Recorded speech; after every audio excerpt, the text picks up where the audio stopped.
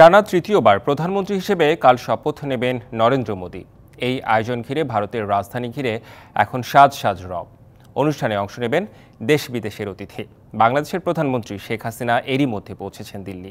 এদিকে জোটের উপর নির্ভর করে সরকার গঠনের জন্য মোদীকে ছাড় দিতে হবে মন্ত্রিসভার গুরুত্বপূর্ণ পদ। এই নিয়ে শনিবার চলেছে দেন দরবার। পণ্ডিত জওহরলাল নেহরুর পরে দ্বিতীয় প্রধানমন্ত্রী হিসেবে ভারতের টানা ৩ বার প্রধানমন্ত্রী হিসেবে শপথ নিতে যাচ্ছেন বিজেপি প্রধান নরেন্দ্র মোদী। এই আয়োজনকে বর্ণাঢ্য আর স্মরণীয় করে রাখতে দিল্লি জুড়ে এখন সাজ সাজ রব। তবে একক রাজনৈতিক দল হিসেবে নরেন্দ্র মোদীর দল সংখ্যাগরিষ্ঠতা না পাওয়ায় শরিক দলরা কোন কোন মন্ত্রিত্ব পাবে এ নিয়ে দিনব্যাপী বৈঠক করেছে জোট নেতারা। ধারণা করা হচ্ছে চন্দ্রবাবু নাইডুর তেলুগু দেশম পার্টি, নরেন্দ্র মোদী সরকারের ৪ ও নীতিশ কুমারের জনতার দল ইউনাইটেড দুটি মন্ত্রণালয়ে দায়িত্ব পেতে যাচ্ছেন।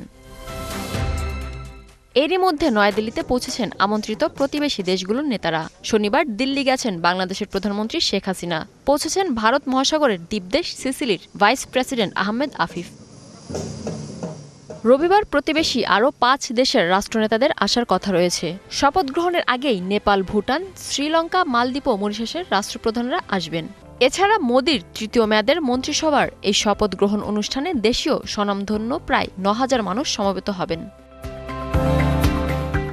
আগত অতিথিদের সামনে রাষ্ট্রপতি ভবনের রাইসিনা হিলস চত্বরে রবিবার সন্ধ্যায় রাষ্ট্রপতি দ্রৌপদী মুর্মুর কাছে শপথ নেবেন নরেন্দ্র মোদী। শপথ গ্রহণের আগে রাজঘাটে মহাত্মা গান্ধীর প্রতি শ্রদ্ধা জানাতে যাবে নবনির্বাচিত মন্ত্রিপরিষদ।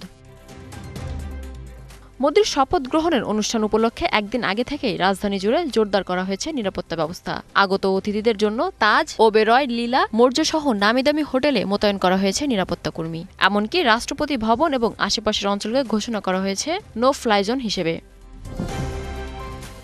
এদিকে লোকসভার প্রধান বিরোধী দলনেতা হিসেবে রাহুল গান্ধীর নাম চূড়ান্ত করেছে কংগ্রেস। মিনা ফেরদাউস, ডিবিসি নিউজ ডেস্ক। নগদে ৫০০ টাকা বা তার বেশি পেমেন্টে পেতে পারেন ঢাকায় জমিসহ ২০ কোটি টাকার পুরস্কার।